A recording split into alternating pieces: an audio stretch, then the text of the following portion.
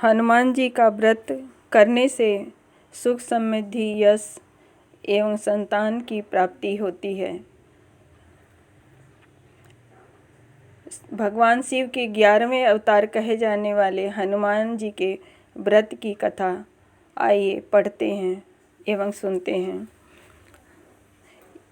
सुख समृद्धि यश और संतान की प्राप्ति के लिए मंगलवार का व्रत करना शुभ माना जाता है। हनुमान जी से जुड़ी मंगलवार का व्रत उपवास पूरी श्रद्धा के साथ पूर्ण करें।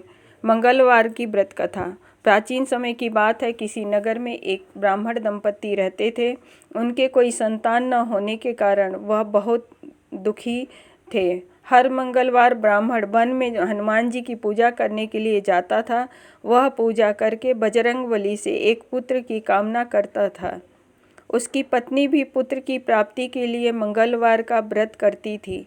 वह मंगलवार के दिन व्रत के अंत में हनुमान जी को भोग लगाकर ही भोजन करती थी।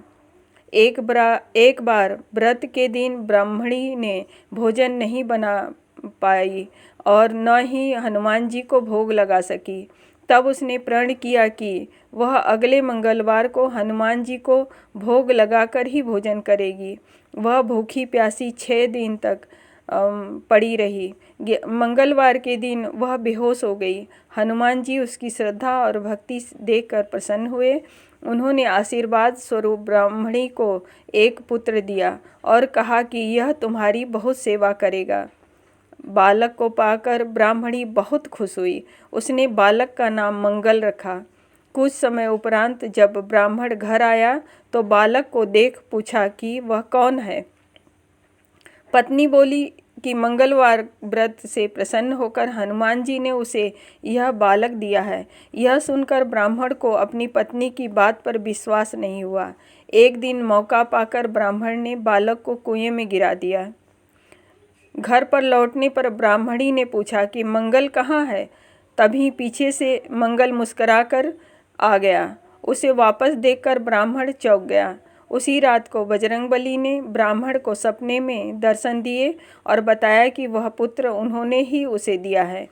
सच जानकर ब्राह्मण बहुत खुश हुआ, जिसके बाद से ब्राह्मण दंपति नियमित रूप से मंगलवार व्रत रखने लगे। मंगलवार का व्रत रखने वाले मनुष्य पर हनुमान जी की असीम कृपा होती है। यह व्रत अत्यंत फलदायी है।